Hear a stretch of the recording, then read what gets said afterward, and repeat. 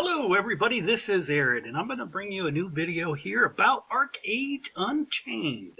Okay, so before we get going, I want to give you the facts, the quick versions from the team at Gamingo. So what we have here is the release date is going to be September 30th. The price is going to be $25 to $80. You can pre-order that now.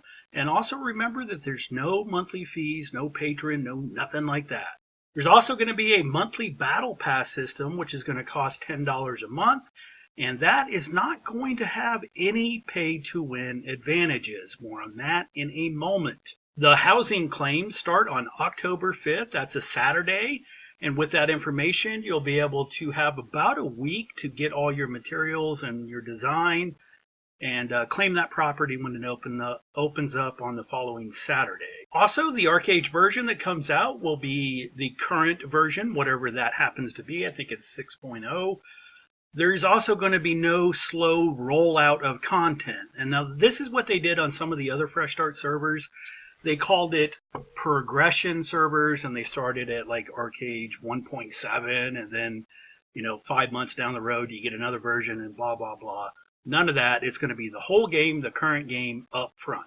Awesome. And the last thing, and the biggest thing that they have mentioned, is that there is going to be no pay to win in the cash shop, period. All right, so those are the facts that they have given us. What does all this mean from a longtime player of Archeage? And will this new version of Archeage address all the problems that people had with the game over the years? Well, the short answer to that is a guarded no, but it does fix the big one. So if you go back and you took a poll of all the past people that used to play Archeage and quit, I think the number one thing that they would say as to why they quit would be pay to win. Archeage was, to a large degree, is still synonymous with pay to win. Of course, there are other reasons why people quit this game. Some of those reasons could be like alt accounts, the gambling boxes, dead servers, lack of content, too little labor, and so on and so on. But in light of all this, I still think Archeage Unchained will have maybe not be the perfect game for everybody, but it will be a near perfect game for a lot of people. And that is assuming that they stick to their word of saying no pay to win. Now, the reason I said it that way is we have been down this road. I mean, 3 Fresh Start servers, we have heard this no pay to win thing before. And in all honesty, when I heard of Archeage Unchained, I was one of those who initially brushed it off as, all right, this is just another way for them to get into your pocket type of thing. But I did watch the last live stream by Gamingo, and for anybody that hasn't seen that, it's almost, you have to watch that live stream to get into the flavor of what's going to happen here in Archeage. So I'll put a link down in the description for those who haven't seen it. So after watching this live stream, my mind is changed. I do actually think they are serious about no pay to win this time. And let me tell you why. I have watched Crolin, who is the senior producer for Archeage. He was with Tryon, and now he is with Gamingo. He's the guy in the middle that does most of the talking when you watch that live stream. But I have watched every single live stream he has ever been in multiple times. I've used clips of him in my past videos, and I've watched every interview with him over the last 5 years. I have seen him skirt issues like pay to win many, many times in the past. But this time he said it directly and pretty emphatically, no pay to win. And then he gave details about some small things like no XP potions, no labor pots. Those won't be available in the cash up. Now, granted, those things are still going to be available to everybody that has an account, but I mean, the game is set up to where you buy it once and you essentially got patron. And so any of these potions or whatever, you can buy from the in-game marketplace that you earn through in-game coins. So they are going to be available to everybody and at the same rate. That is the fairest thing that you could do with them. So with that, You can also add in the fact that we are now dealing with Gamingo, and Gamingo is really treating Archeage like, it's their newborn baby. They know that Archeage is actually a good game, and it makes sense for them to try a new approach to monetization than what Tryon did with the pseudo gambling simulator. I would say that they are serious about no pay to win, but I also, being down this road before, I have guarded optimism given their history. Okay, so if there is no cash shop pay to win, then this game's going to be perfect, right? Right? Well, no. In fact, I guess that if you went back to that list of why people stop playing, probably the number 2 on that list would be alts. And anybody that has paid attention to Archeage news or read any Archeage forums over the years probably have seen Archeage referred to as alt-age. And I have more times than I can count. And for good reasons. Alt and Archeage provide a distinct advantage to a single person. So much so that I've even listed owning alt as one of the top 8 ways to make gold in Archeage in my Fresh Start gold making video. Now, if you go back and watch this live stream, this is where Crolin gets a little squirrely about his details. And this is how he used to act when you brought up pay to win. What essentially is said is, for those who haven't watched the live stream yet, yes, they are going to allow alt accounts, and up to 3 per person or per household. It wasn't really clear, or at least it's not clear in my memory. Even then, he left it a bit open-ended, as he knows there's going to be some special cases where you and your wife and your kids play, so there could be reasons that households will even have more than 3. Open-ended skirtiness, and yeah, so we're going to have to deal with that. In all fairness, if we really take a look at this alt account situation, this is not something that they can really crack down on, and for multiple reasons. Not only the multiple people in household, my brother, my sister, my mother, my son, my daughter is also playing type of thing, but for good reason, because anybody with a decent computer and a VPN can, and I'm betting will be, running virtual PCs behind a VPN private network to allow multiple clients to be played on that computer simultaneously. This makes it extremely hard for Gamingo to detect who is doing this. If they really wanted to crack down on it, it would require a fair amount of resources to investigate each claim, and ultimately it would be a never-ending battle. I honestly don't think, as a publisher of the game, they can do much.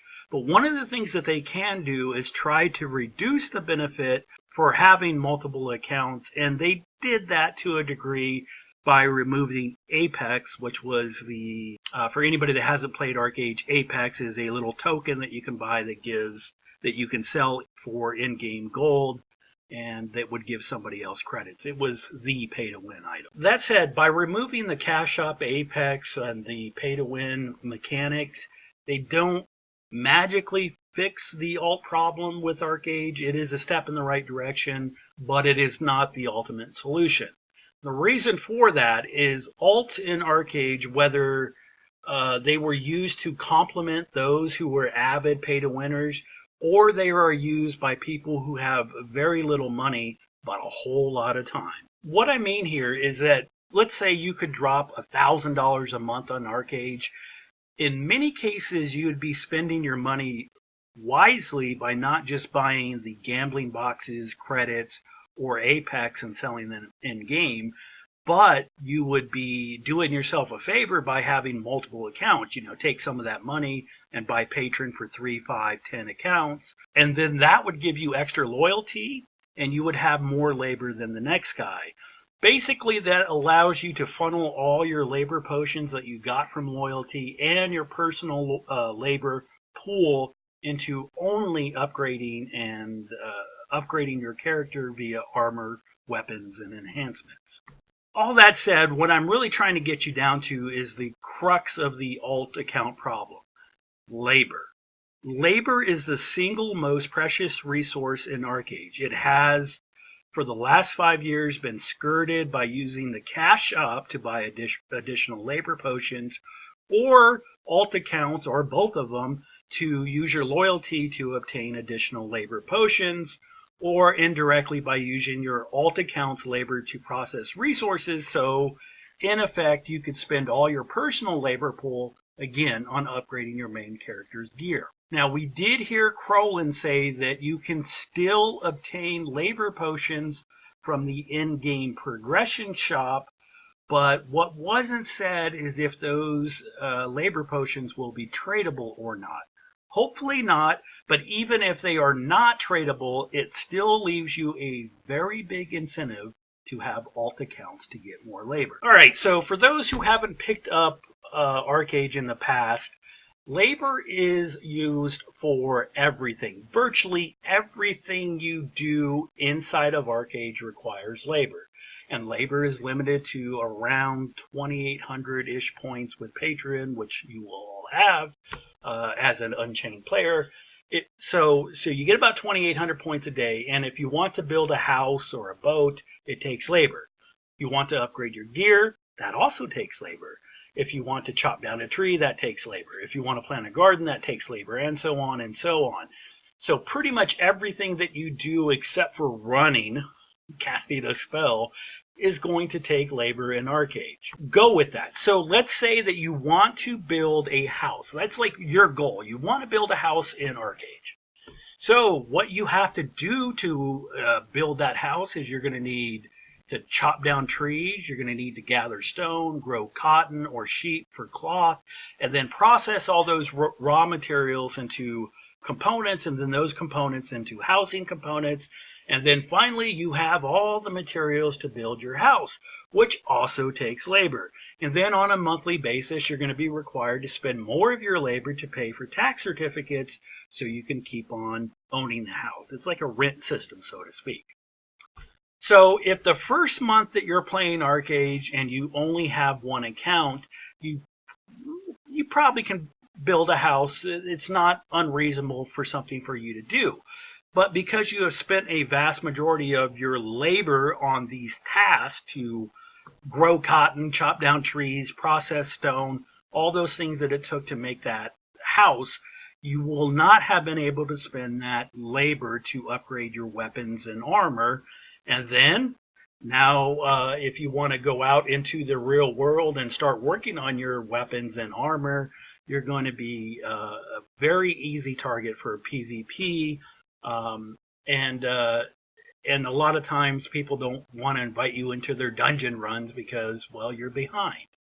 And just as a side note, if you had spent all your labor building that house, when somebody comes and tries to steal your trade pack on a trade run, yelling at them, "Hey, don't kill me, I built a house," that's not going to stop them from ganking you. In short, labor is a big deal. What you do with your labor allotment is also a big deal.